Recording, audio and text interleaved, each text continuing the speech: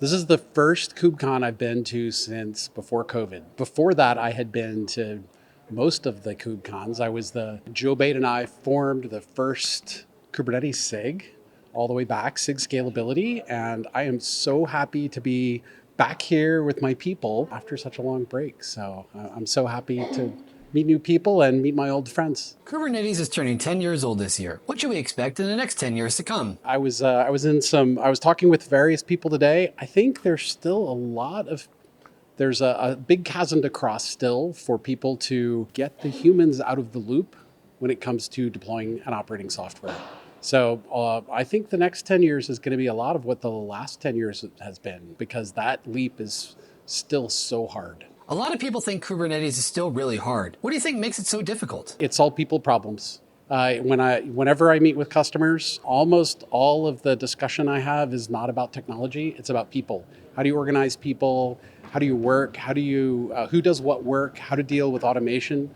So it's all organizational and people problems, and the technology is just helping us solve those problems. So that's why it's going to take a while, because it isn't about developing the technology. It's about developing new habits, new organizational approaches, new training, and all of those things. And of course, we have this new wave of generative AI coming along, which is going to make all of those problems actually bigger and harder to solve, because effectively, we're having a lot of robot workers join our human workers at the same time. So the effective workforce is getting bigger and more complicated, but we still have the same issues.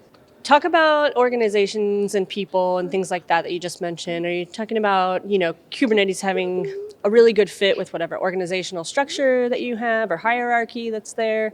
AWS is always debating serverless or Kubernetes, right? Right. So serverless and Kubernetes. So serverless started from scratch.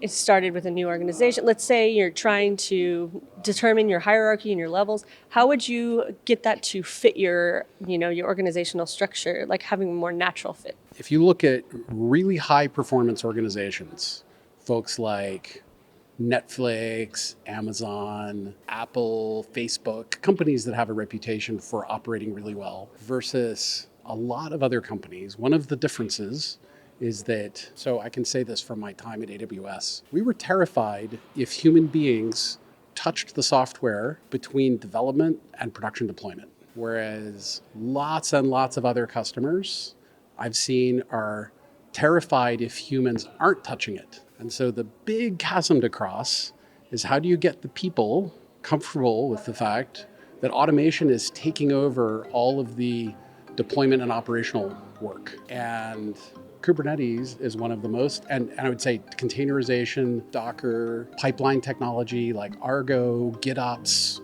technology like Flux is helping everyone cross that really hard chasm to go from humans touching everything to the automation actually doing most of it.